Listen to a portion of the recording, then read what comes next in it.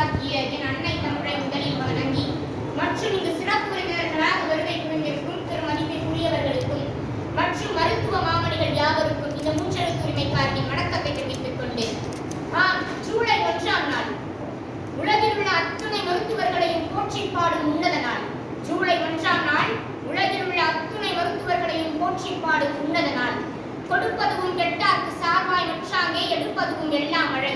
அதற்கேற்ப வறண்டு கிடக்கும் உடலில் உயிர் மழையை பொழிகின்ற மருத்துவர்களை போற்றி பாட எனக்கு கிடைத்ததை வாய்ப்பாக எண்ணாமல் ஒரு வரமாக எண்ணி என் உரையை துவங்குகிறேன்.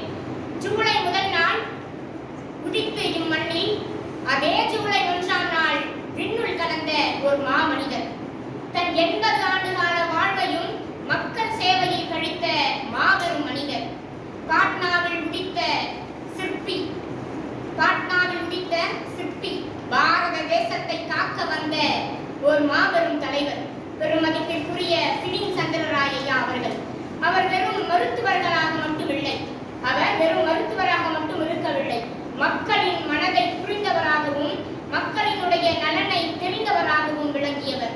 அவர் மகாத்மா காந்திஜி மற்றும் ஜவஹர்லால் நேரு போன்ற மாபெரும் தலைவர்களினுடைய தனிப்பட்ட மருத்துவராக இருந்த அதே காலகட்டத்திலும் ஏழை எளியோரின் நலனை கருதி இலவசமாக மருத்துவம் பார்த்த ஒரு மாமனிதர். அத்தகைய மாபெரும் தலைவரின் மருத்துவ சேவையையும் சமூக சேவையையும் பாராட்டும் விதமாக 1961ஆம் நாள் நம் இந்திய அரசு அவருக்கு பாரத ரத்னா விருது வழங்கி கௌரவித்தது. அது மட்டுமல்லாமல் அத்தகைய பெருமகனார் பிறந்த மற்றும் இறந்த ஜூலை 1ஆம் நாளை தான் நாம் அனைவரும் ஆண்டுதோறும் உலக மருத்துவ தினமாக கொண்டாடி கொண்டு வருகிறோம் என்றால் அது மிகையாகாது. இனியவர்களே, ஈக எனும் குணத்திற்கு நம் இலக்கணத்தில் ஒரு ஆகச் சிறந்த அடையாளம் இருக்கிறது. தன்னிடமுள்ள அறிவு கலையை ஒரு உயிரை காக்க எவ்வித பாகுபாடுமின்றி ஈவதே மருத்துவர்களினுடைய உண்மையான அறமாகும். நம் திருவள்ளுவருடன் கூட அழகாக கூறியிருப்பார் மருந்து வெறும் அதிகாரத்தில், உற்றான் அளவும் பிணி அளவும் காலமும் கற்றான் வழியே செயல் என்று.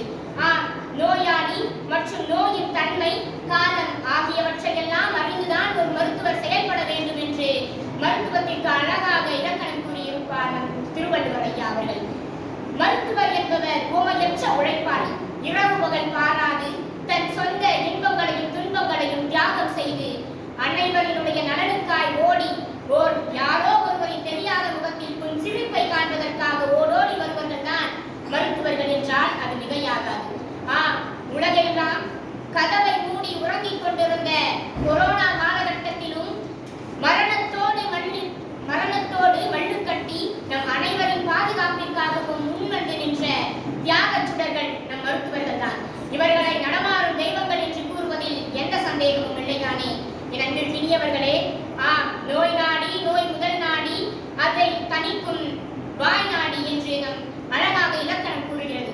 அத்தகைய வாக்கிற்கு வணங்கி வாழ்ந்து கொண்டிருக்கும் உலகில் உள்ள அத்துணை மருத்துவர்களையும் இத்தருணத்தில் நாம் நினைவு கூறுவோம். அவர்களை வாழ்த்துவதோடு வெற்றி விடாமல் அவர்களுக்கான வாழ்நாள் மரியாதையையும் அவர்களுக்கான நன்றி கடனையும் நாம் செலுத்த வேண்டும் என்றால் அதற்கு நாம் போராட வேண்டும் என்றுதான் நான் கூறுவேன். என் இனியவர்களே, வெள்ளை அங்கி அணிந்து விழித்திருந்து உயிர் காக்கும் காவலர்கள் இவர்கள். வெள்ளை அங்கி அணிந்து விழித்திருந்து உயிர் காக்கும் காவலர்கள் இவர்கள்.